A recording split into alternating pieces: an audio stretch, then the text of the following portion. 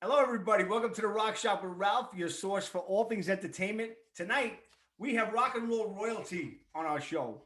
We have Mr. Ron Keel, who started with the band Steeler, Keel, rebranded himself with the Ron Keel Band. And wait, did I mention he's also an author, an actor, a podcast host, and a syndicated radio host? I mentioned his name already, but I'm going to say it again. The metal cowboy, Mr. Ron Keel. It's awesome to be with you, Ralph. Thanks so much for the invitation, the opportunity. The Metal Cowboy reporting for duty to talk shop in the rock shop.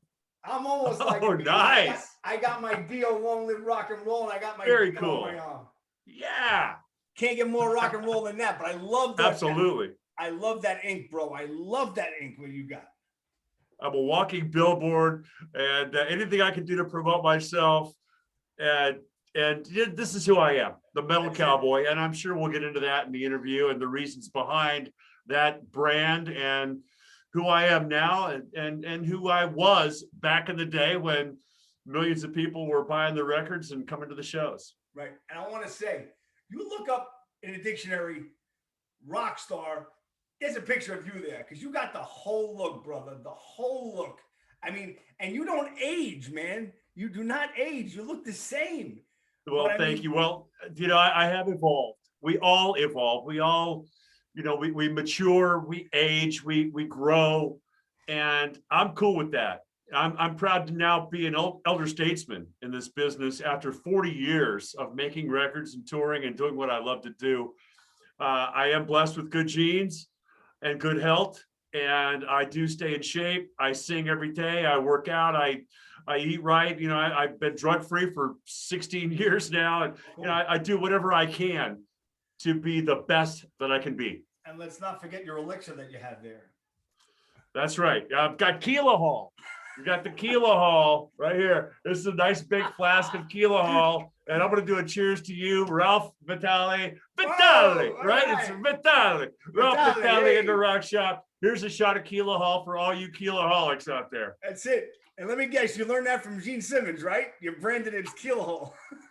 Man, I did learn a lot from Gene Simmons in terms of branding, merchandising, business, marketing, record production, songs. I learned so much from Gene. You have no idea. We're going to start another spot, but I want to start off by saying first and foremost, how is Renee? Renee is fine, man. Thank you for asking. I know that's usually one of the first questions out of the gate because a lot of fans and friends know that she went through a pretty hefty bout with cancer a few years back. And we are very happy to report that the story had a happy ending. She's been cancer-free now for several years. And her book, Anything But Pink, the chronicle of her bout with cancer, has been an inspiration to a lot of others that are going through the same battle. So I'm very proud of her and happy that that story did have a happy ending. Well, God bless her. And give her all my best. She doesn't know me, but please give her my best. Health is wealth in my family. Health is wealth. Absolutely, man. And all of us have been touched by cancer in one way or the other, whether it's ourselves, a family member, a friend, a loved one. And when that hit us in 2017, it was a pretty big blow. Obviously, as I was getting started with the Ron Keel Band, rebranding my group as the Ron Keel Band, and we had a huge tour itinerary on the books and on the calendar for 2017. And all of a sudden I'm looking at the dates and I can't go. I've got to be there and be here with her as she goes through chemotherapy, radiation, multiple surgeries. I think 9, maybe 12. I lost count how many surgeries she had. And the guys in the band stuck with me when they could have gone elsewhere and done other things. I got a great group of musicians with me, and I had to literally 2017 was a quarantine year for us. We were already in the quarantine protocol, so to speak. So we came here to my basement and we wrote an album called Fight Like a Band, which I'm extremely proud of. This album is a testament to my wife and the guys in my band that created this record with me during that difficult time. And the very first verse of the first song, Fight Like a Band, the title track, really drives that point home, because I'm singing Fight like a about girl. getting the diagnosis. Fight like a girl. Absolutely. The first chorus is not fight like a band, it's fight like a girl. And we've obviously, even before that and since then, we've escalated our efforts to perform and participate in as many cancer-related charity activities as possible, and try and give back some of that love and support that our fans and friends gave us during that difficult time. Awesome. You got to be one of the most hardworking men in the business, because you released 4 albums last year and 5 videos. Okay, I'm gonna run them off in case you forgot. Ron. In case you forgot. Oh no, I remember it well, and we were extremely busy in 2020, man. You know, 2020 was a tough year for a lot of us, but I was able to keep the wheels turning with these albums. I think you're about to mention all 4 of them. You put out the Steeler compilation, Come Hello Hollywood. Then you put out the Ron Keel Band, South by South Dakota, which I am enamored with. That is. Thank you. I appreciate that. I'm extremely proud of this record. The other one I'm enamored with was the Emerald Sabbath, the 9th Star, which you put 3 songs on. We're going to talk about that. And they did Ron and Keel Alone at Last. The videos you put out were Red, White, and Blue, which song, I love that song. Love that song. Thank you. Don't Misunderstand Me. That was by the 2 were by the Ron Keel Band. Die Young, my boy Dio from Emerald Sabbath. Just Like Tennessee, Ron Keel, and Turn Up the Radio, the JT All-Stars. That's right. That's right. That was the 5th one, released on New Year's Eve. So I got that one right in under the wire. But yeah, I take pride in working hard, and I love what I do. They say that if you love what you do, you'll never work a day in your life. That's bullshit. I work my ass off, and that stems from a couple of factors. My father was a hardworking, all-American business owner who was a construction worker, and he taught me at a very early age, you got to be the first man on the job, you got to bust your ass while you're there, and you got to be the last man to leave. And he just instilled that work ethic in me at a very early age. And when I came here to Sioux Falls, South Dakota, I moved here in 2015 to spearhead a project called Badlands Pawn. It was a pawn shop, a venue, a concert venue. We had Disturbed, Kiss, Megadeth, so many other great national acts through our venue. A radio station, which I hosted the daily midday mayhem show from 10 to 2 p.m. every day, doing live radio. And I was the first person hired for that job. It was literally a $70 million project. And I was the voice and the face of that entire franchise. And it was the first time I ever had a real job in my life, Ralph. I was working for somebody else. And I was on a mission every day to prove my worth and to earn that position. And I worked literally 20-hour days. Literally, you get home and you'd sleep for a couple hours and you'd be back there at dawn the next morning. I worked so hard at that job for several years. When it all fell apart and the doors closed and I'm on my own, what could I do? But if I'm going to work this hard for that guy, if I'm going to work that hard for somebody else who's my boss, how can I not work at least that hard for myself, my band, my family, and what's left of my career? So yeah, I put the pedal down all the way the last few years. I plan on keeping the pedal down as long as I possibly can. Awesome. Let's talk about the syndicated radio show, Ronnie. Ron. That's all good. That's my legal name, Ronnie, by the way. Oh, yeah. I hate when the only people that call me Ralphie are my family, because I'm the baby of the family, so they call me Ralphie. But Ron, I'm very comfortable with Ronnie. Ronnie Lee Keel is my legal name. It has been since 1986. All right, so. No problems. Streets of rock and roll. I mean, let me ask you, because I'm in the interview business now. Not in a business. I'm not making huge amounts of money, but I'm just saying, how do you come up with your questions when you interview somebody? Like, I know, for instance, this week you interviewed Craig Goldie, correct? That's correct. I interviewed Craig Goldie from Resurrection Kings, Dio, and so forth. This week, we've got Jack Blades from Night Ranger on the show. I've had multiple Rock and Roll Hall of Famers on the show, over 250 rock star guests, celebrities, industry insiders, and so forth. And that's a great question, Ralph. How do you come up with your questions for these interviews? because the radio portion of the interview is only 12 minutes long. You can't dig into somebody's life history, and you can't go, you're going to ask them a couple of questions about their big bullet points, like Craig Goldie played with Dio, and we toured Europe together when Keel opened for Dio in '86. So Craig and I had to touch on that subject this week, but you've got to be really pointed with your questions and ask them something that is going to help them promote their new product. These guys are all out there doing the interview circuit, trying to promote their new album, their new tour, or whatever.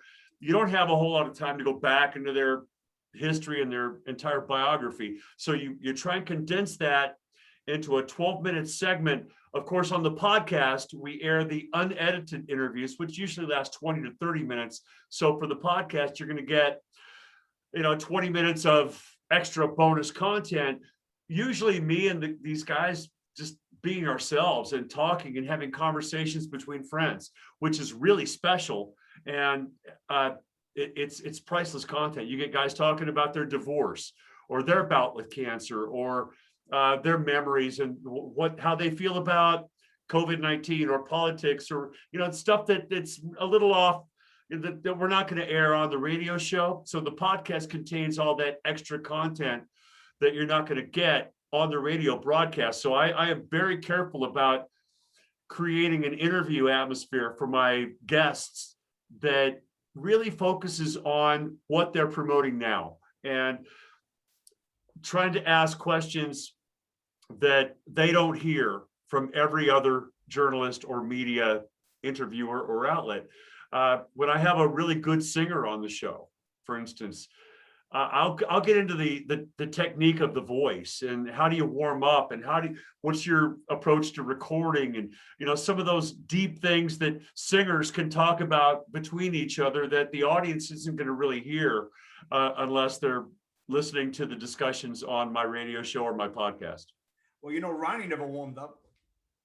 I know that because I toured with him extensively in 1986, and he told me point blank, I never warm up, and he never did. He said, I'm not wasting any notes backstage.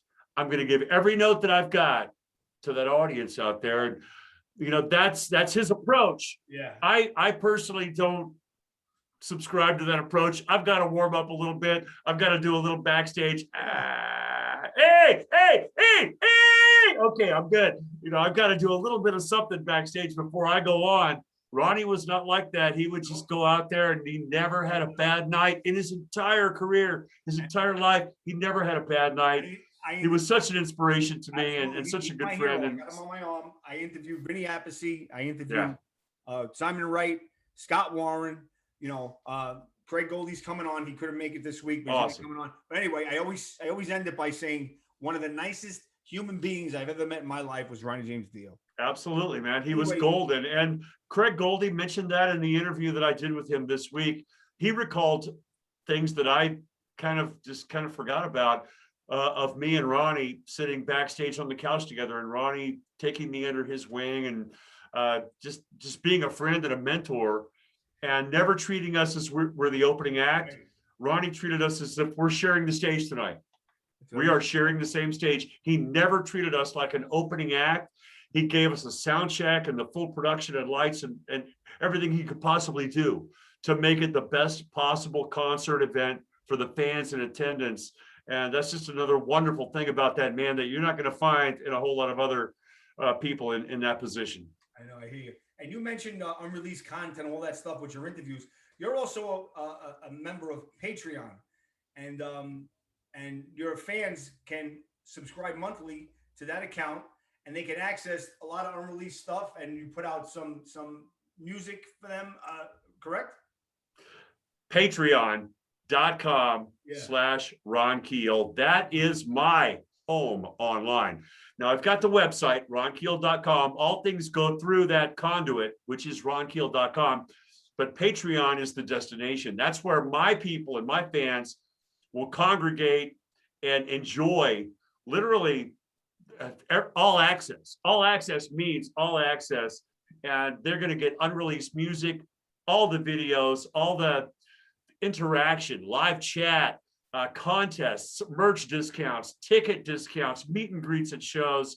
anything I could possibly give them. It's 23 cents a day, $6.99 a month for all access. And I started this, Ralph, in 2017 when my wife was diagnosed with cancer. I figured out, well, I've got to find a way to work from home. We were quarantined long before COVID. We had the masks and we had everything sanitized in the house. We had, because when you're going through cancer and chemo and radiation, your immune system is compromised. So we were literally locked down years ago before COVID was ever heard of.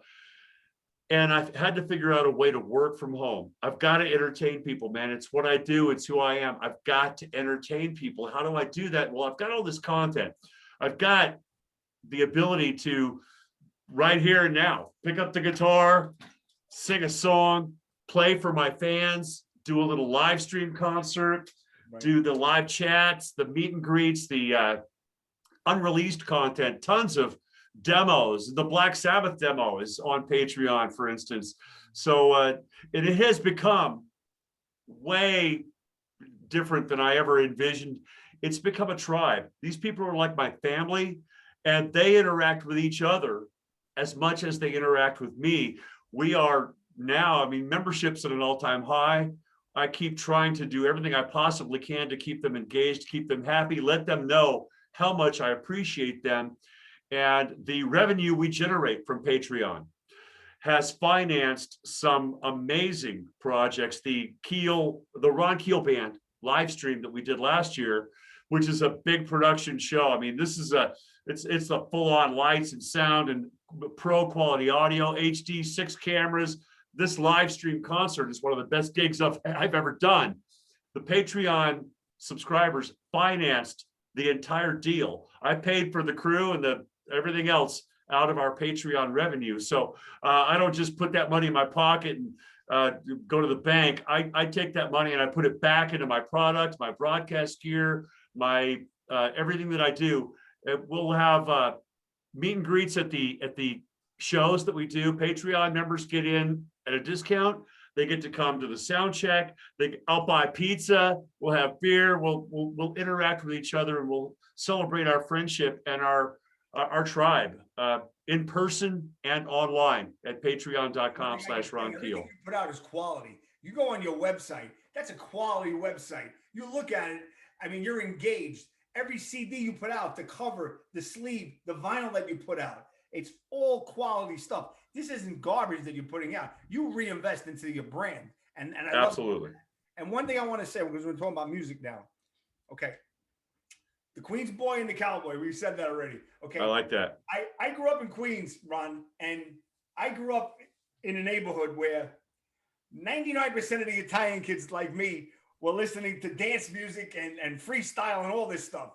And you had me, who I would listen to metal. I would listen to rock, and I would listen to all kinds of rock. And one thing about you, I got to say, is if you want to put something out that sounds like metal, you'll put it out. It sounds like metal. You want something that sounds like country. It sounds like country. It sounds like Bon Jovi, or it's throughout your career, you never really had like one type of sound. You had whatever you thought sounded best was what you did. And the point I'm trying to make is that's how I was growing up. I wouldn't listen to just one style of music. I would listen to all things rock, but it would be metal. It would be, I'm a huge Kiss fan, as you can see. Your boy Gene is up there.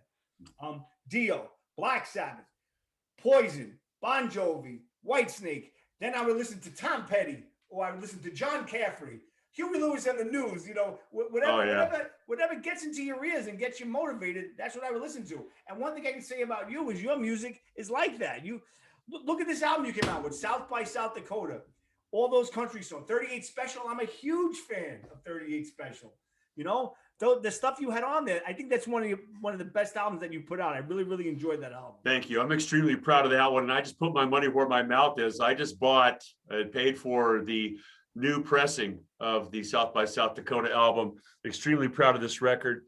And the thing is, I didn't write any of these songs so I can brag about how great the songs are. These are iconic classics from throughout our entire upbringing, from Blackfoot, Leonard Skinner, 38 Special, Creedence Clearwater Revival, Marshall Tucker Band, and the Outlaws and so forth. So I'm extremely proud of that. But my diversity goes back to my childhood. It's been a blessing and a curse, Ralph, because my entire, if you have one word to describe my journey, it's been diverse. I grew up in an environment where there was no musical prejudice. My dad listened to country music, Johnny Cash, Merle Haggard, Hank Sr., and my sister listened to the Beatles and the Stones, and I grew up hearing both. When I had my first opportunity to play music, it was in the school band, playing in the 5th grade, playing the drums and the trumpet and these other instruments, learning how to read sheet music in the school band. And we played the Motown, Chicago, Stevie Wonder. Then I got into the marching band in high school, the classical band, playing Beethoven and Chopin and all these classical composers. I played blues, jazz, classical. To me, these were all just different, intriguing landscapes to explore. I wanted to master that, or at least be good enough at that, to where we did win some competitions. In 1978, I was the only person in history to win a gold medal at the Texas State Finals for blues, guitar, and jazz drums. Awesome. And I'm playing 2 different instruments in the competition there, and I won gold medals for both jazz and blues. I loved the energy and excitement of hard rock and metal. As you become a teenager and the hormones, start raging, you're going to want whatever's rebellious, fast, energetic, exciting. At the time, for me, it was Alice Cooper, Foghat, Kiss, Deep Purple, Led Zeppelin. And these are all just different landscapes for me to explore. I never put any fences around my music. If you listen to the 3 big Keel albums, which all of my major label albums have charted on the Billboard Hot 100. I'm very proud of that fact. But The Right to Rock is a real one-dimensional, heavy, in your face. It's a metal record. The Final Frontier is very diverse, where we've got songs like Just Another Girl, which could have been a Journey song. The other textures and styles that are on that album, from Raised on Rock to No Pain, No Gain to Tears of Fire, Because the Night, that's a really diverse album. The 3rd album, produced by Michael Wagner in 1987, sounds nothing like the first 2. So those 3 Keel albums each have their own really unique identity. It was very diverse. Maybe I was still searching for who I was. I was young. I was in my mid-20s and still trying to find my path. And I think I found that, gosh, about 20 years ago, when I became the metal cowboy and started blending that hard rock and metal attitude with the sensibility and sensitivity of country music, where you can write songs that tell stories that are built around the melody and the voice, but you can still have that energy and excitement and punch that arena rock can give us. So that's where I ended up as the metal cowboy the last 20 years. And I'm very comfortable in my own skin and very comfortable with my musical direction these past couple of decades. Well, you seem to always be ahead of the curve, Ron. I got to give you that. I want to mention this to you. And this takes balls. A couple of years ago, you re-recorded some of your biggest hits. Okay, Right to Rock, Tears of Fire, Somebody's Waiting, Just Another Girl. Those are some of your biggest songs, and I think you did a hell of a job, because I love how they sound. Thank you. I appreciate that. And a lot of people don't understand why, as a general rule, the fans don't accept re-recorded versions of their favorites from back in the day.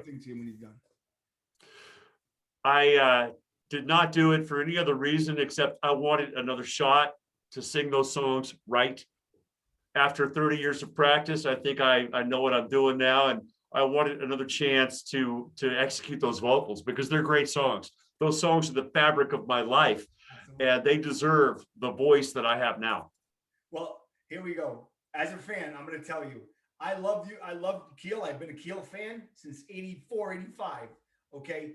I always thought, production-wise, it could have been a little bit better.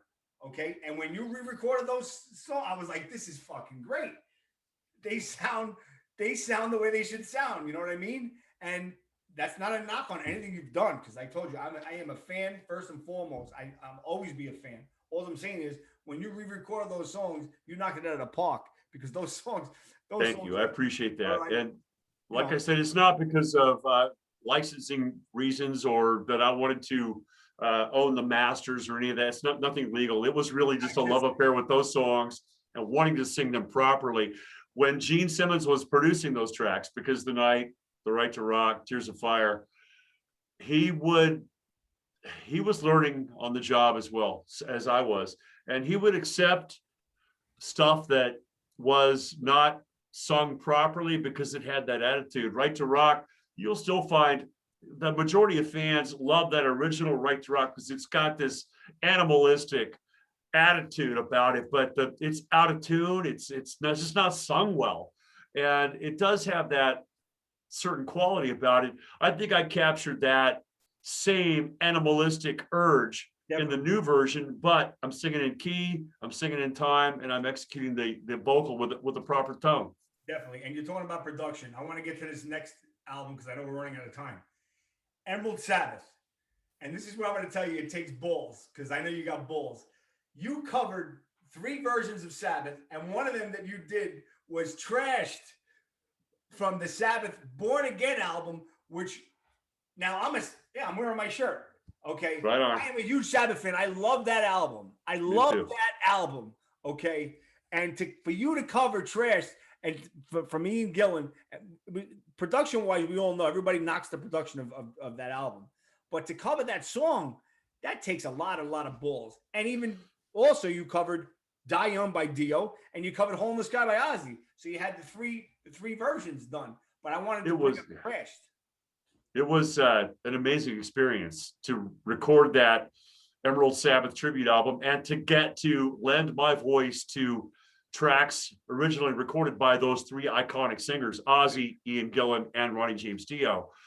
I was originally hired for the project to do Trashed and Hole in the Sky. And Trashed was the first song that I cut. I went in the studio, and it was a little bit intimidating. That song, as you know, because you're a fan, it's all right there in that one note, one register, and there's no time to breathe. And I was wondering how it would turn out. You know, you go in the studio and you hope for the best, and you pump yourself up, and you get in there and you get in front of the mic and you try to lay down that vocal, and you don't know that you're going to walk out of there at the end of the day with the results that you're hoping for. But after the first verse, I listened back to it as, okay, we got this. All right, let's just carry on. I did the first verse, and I listened back. All right, that's pretty cool. Let's just keep going. To be honest, I did take a breath between verses, which I'm sure Ian Gillan did as well when he was cutting the original. And when we did the Black Sabbath tribute show a couple of months ago, opening for Drowning Pool, we did the Black Sabbath tribute show, Keel Sabbath, and did the entire, the song list from Mob Rules and Neon Nights and Die Young and Black Sabbath, all the Ozzy stuff, the Dio stuff. I left Trashed off the set list for that reason. There's you can't breathe. Yeah, right. You can't stand up there for 3 minutes and scream your guts out and not breathe. Well, I don't know how Ian did it, but that one still has not been performed live. But I'm very proud of the studio vocal on that. And I think knowing Ronnie James Dio and being one of his disciples in a big way, because Ronnie was a huge part of our life and our career back in the 80s. I think he would approve of my version of Die Young. That video is on YouTube. Absolutely. And I'm extremely proud of that vocal and that video. And really just it's great to be a very, very small thread in that history of Sabbath, and still continuing to work with people like Vinny Appice and some of the Black Sabbath family that has made me one of their own. Yeah. I just want to, because I always mention this in my interviews, they call me the king of useless information. Do you know on that trashed album, the song Hotline? You remember the song Hotline in the trashed album? I do remember that. Yeah, it was Born Again. Born Again was the album. Born Again, I'm sorry. Yes, sir. Hotline is you remember that Born Again album, Ralph, right? Yeah, Born Again is the album. Hotline is the song. Hotline, yeah. Kerry King ripped the riff off for Fight for Your Right to Party for the Beastie Boys. Really? If you listen to Fight for Your Right to Party, that's the same riff.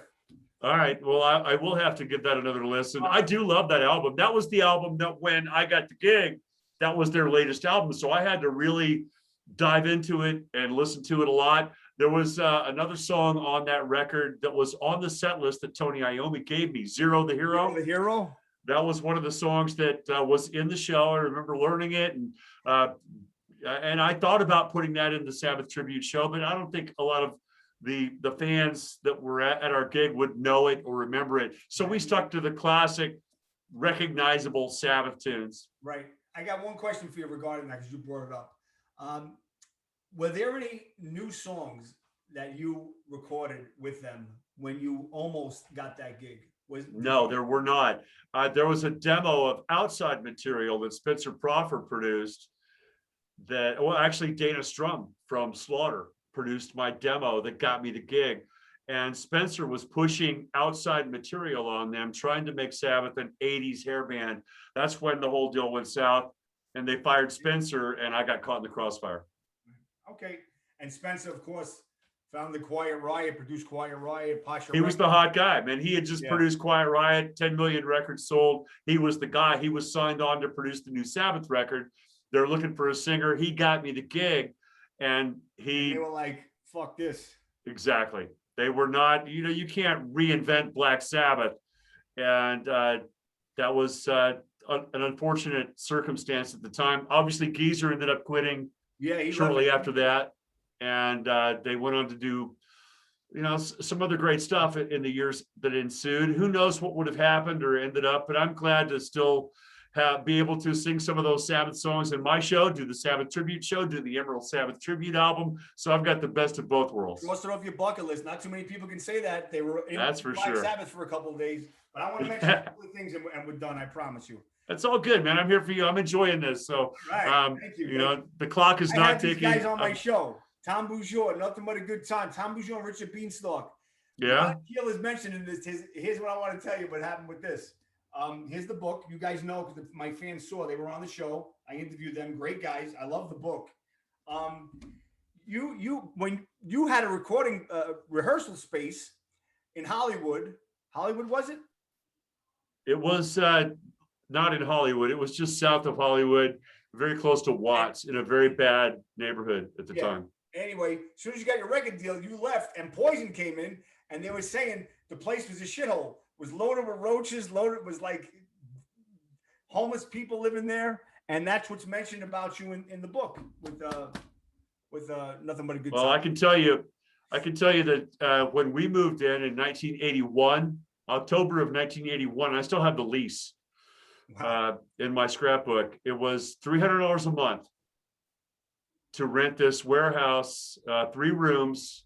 We sectioned off one room and put carpet on the walls to make it a rehearsal studio. The middle room was your bedrooms. We all put up plywood and whatever we could do to make semi-private rooms. And then the other room was the kitchen. It was extremely scary, dangerous. The cockroaches would just fly into your face when you walked in the door. Poison had it easy, but they did run into, I think because I was there for 3 years. I think that things had run its course by that time. I ended up getting assaulted by a gang on the street. Wow. And still have the scars on my head from that assault. I was knocked unconscious and laying on the sidewalk bleeding. They ripped all the earrings out of my ears and just literally kicked me in the head while I was down. And I thought, I think I'm done here. I think I'm going to move. I think I'm going to move in with my girlfriend. And I did. And Poison took over. And I know they had some tough times there. We had some very scary moments that are outlined in my book, Even Keel, Life on the Streets of Rock and Roll, my autobiography, which is going to be republished next year with new added content. It's available as an ebook on Barnes & Noble and Amazon Kindle. Right now you can get the ebook fairly cheap, $7-8. But I'm rewriting a lot of sections of that book and adding the last 6 years since the book was published.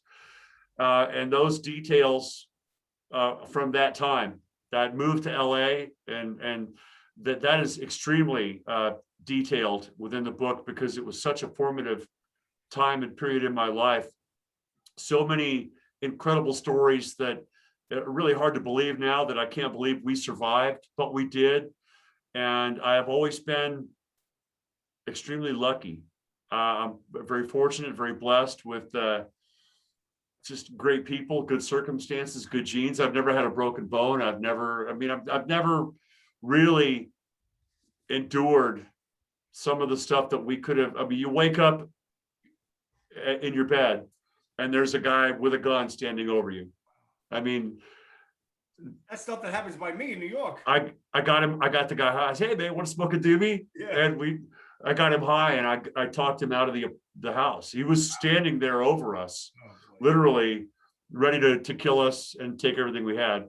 And I got him high, and I sent him home, and I sent him packing. So many other stories from that. And I would go by after we left. We had our record deal. Poison was still coming up at the time. They were, new in town.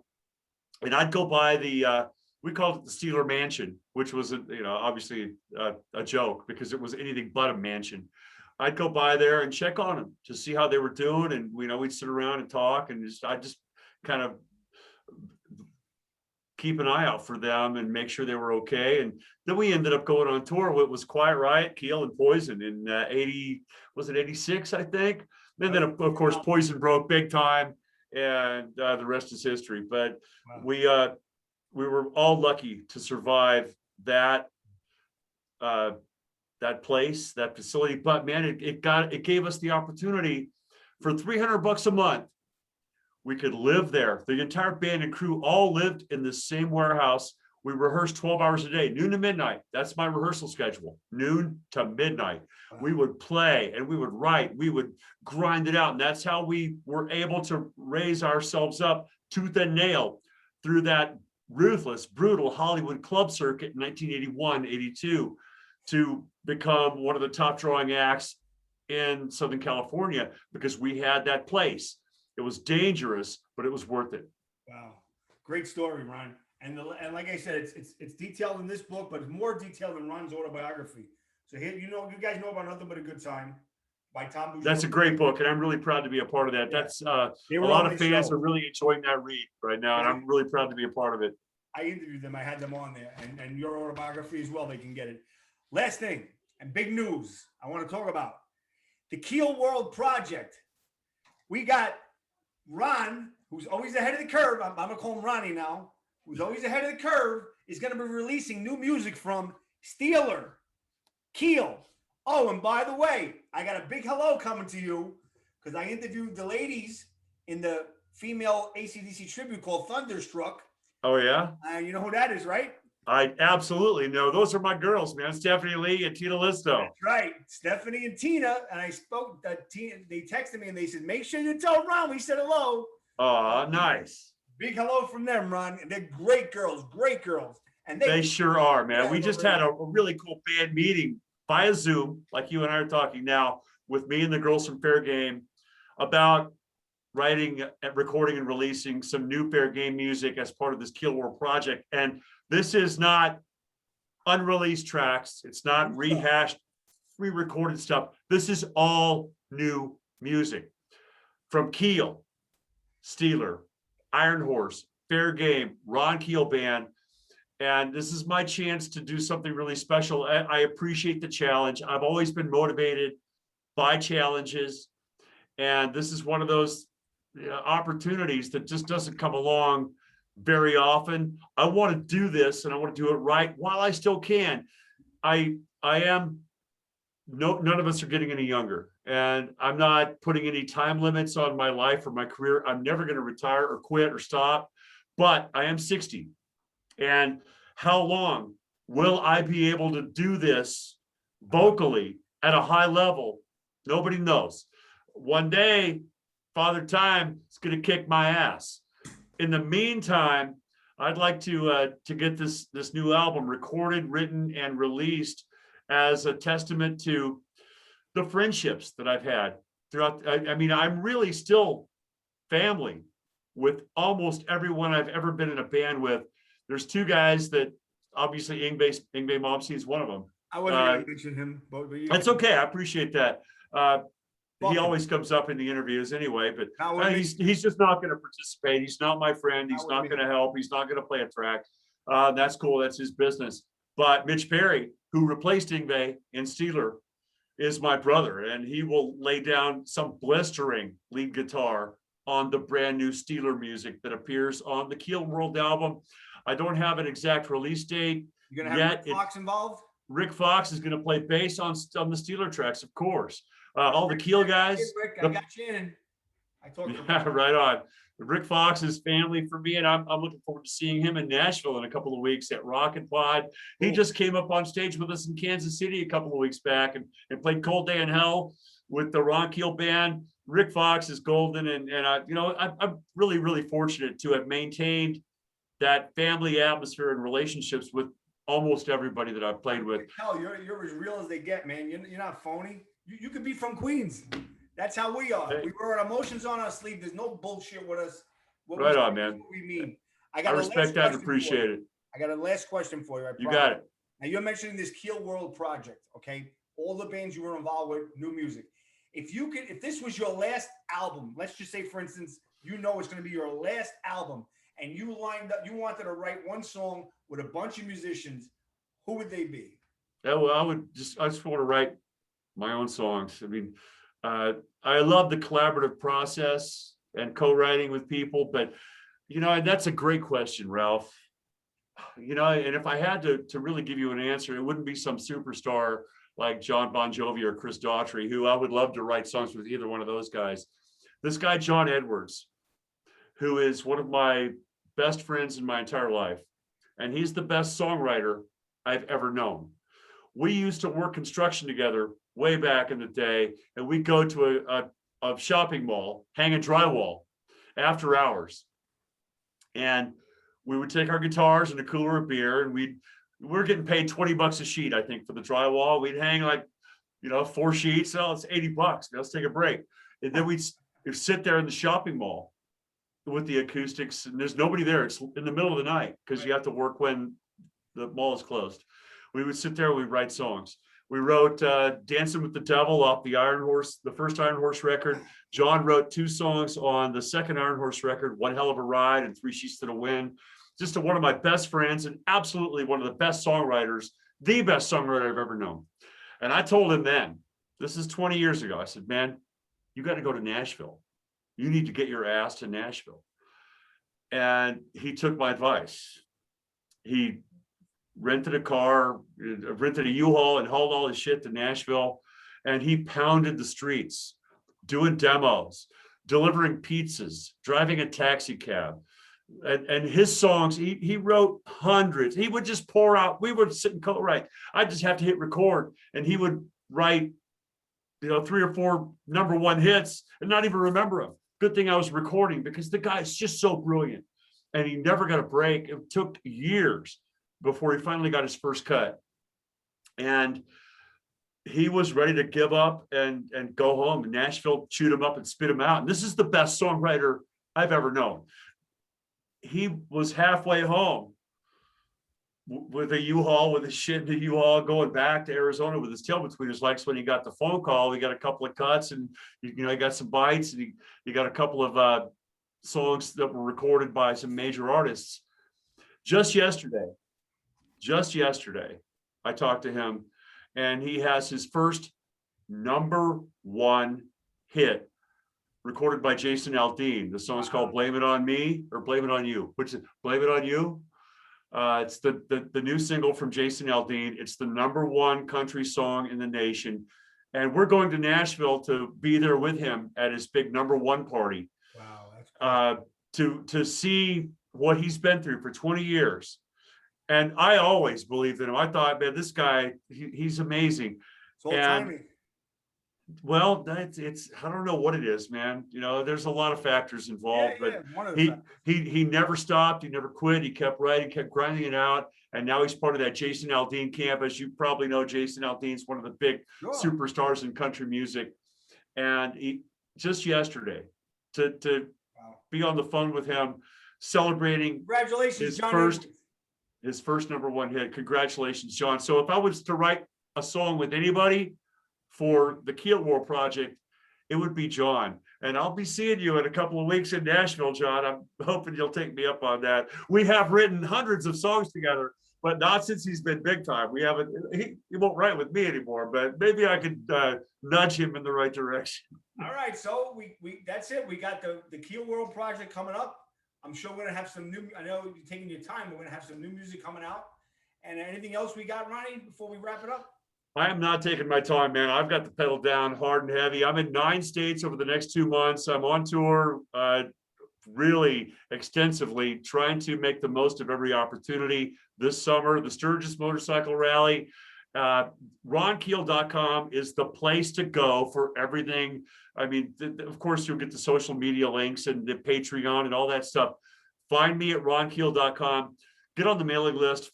And if you don't like it, bail. But I think that there's a little bit of metal cowboy in everybody. And I've got something for you. I've got some music and I've got some good times. And I appreciate the opportunity to share some of that information with you on the Rock Shop. Thank you, Ralph. Absolutely, man. I really appreciate you coming on. I mean, I had a blast. I mean, you're awesome. You're as awesome as I thought you would be. Let me just tell you that. Well, you did the best of what I got. It has been a tough day, man. It's been a tough day. I've had some tough personal news. I did a 4-hour rehearsal today. I did. It's been a grind, and this is the last thing before I can relax and kind of just take it all in. But it's been a tough day, and I wanted to save some of the good stuff for you because I appreciate your support and having me on your show. Best of luck with this, and thanks again for the opportunity, my friend. Thank you. It's been a couple of months in the making, and I want to thank you so much. I'm a true fan. I have something for you. I'll send you an email and I'll tell you what it is. Okay. And then that's it. We're all done. You want to find Ron, go to ronkeel.com, become a Patreon member. What was the other? There was another website, Ron. What was it? Well, there are all kinds of, I am a big social media guy on a number of platforms, but you'll find all those links at ronkeel.com. Right. I'm going to put the link for ronkeel.com at the bottom of our interview, and the thank you fans can go from there. But I really appreciate it. I want to thank Ronnie Keel for coming on the show, and we can't wait to see that Keel World Project and everything else that's coming in the near future. All right, I'll be back on to promote that next year when the album comes out, Ralph. Thank you. You're part of the family now, brother. Right on. All right, Ron, take care of yourself. Thanks. Bye. You too.